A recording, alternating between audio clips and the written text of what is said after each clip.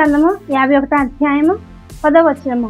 దేవా, నా యందు శుద్ధ హృదయం కలుగజేయము, నా అంతరంగంలో స్థిరమైన మనస్సును నూతనముగా పుట్టించుము. ఉదయకాల సమయంలోని శుద్ధ హృదయం, ఎందుకంటే ఈ లోకంలో మనం తిరుగుతున్నామండి, ఈ లోకంలో ఉన్నాం కాబట్టి ఈ లోకంలోని చెడు ఎక్కువగా ఉంటుంది కానీ మంచి కన్నా.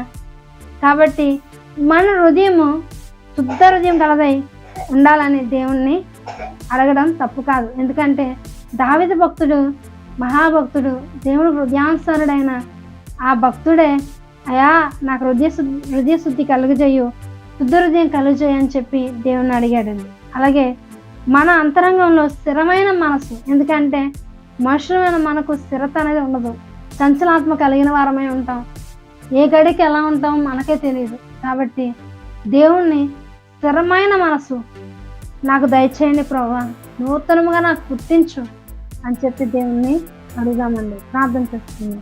నిత్యానికి వందనాలు చెల్లిస్తున్నాం ప్రభువా. అయా శుద్ధ హృదయం మాకు దయచేయండి, అనుకరించి ప్రభువా. అయా నూతనమైన స్వభావం మాకు దయచేయండి. అయా మీకు ఇష్టపూర్వకంగా మేము ఉండే భాగ్యం మాకు దయచేయండి. ఎందుకంటే ప్రభువా, అయా ఇంత భక్తి చేసినప్పుడు కూడా తండ్రి, ఇన్ని ఉపవాసాలని ఎంత ప్రార్థన చేస్తున్నాయి, నీకు ఇష్టపూర్వకం మేము ఉండకపోతే మా భక్తి వృధా, వేస్ట్ తప్ప ఎందుకు పనికిరాదు ప్రభువా. కనికరించి నీకు ఇష్టపూర్వకంగా అయా నిన్ను మెచ్చేవారుగా, నీకు ఇష్టపూర్వకంగా నేను సంతోషపెట్టేవారుగా ఉంటాను. మాకు మీ సహాయం చేయవలసిందిగా వేడుకుంటూ నజరేయుని యేసు నామములో అడుగుచున్నాను తండ్రి, ఆమేన్.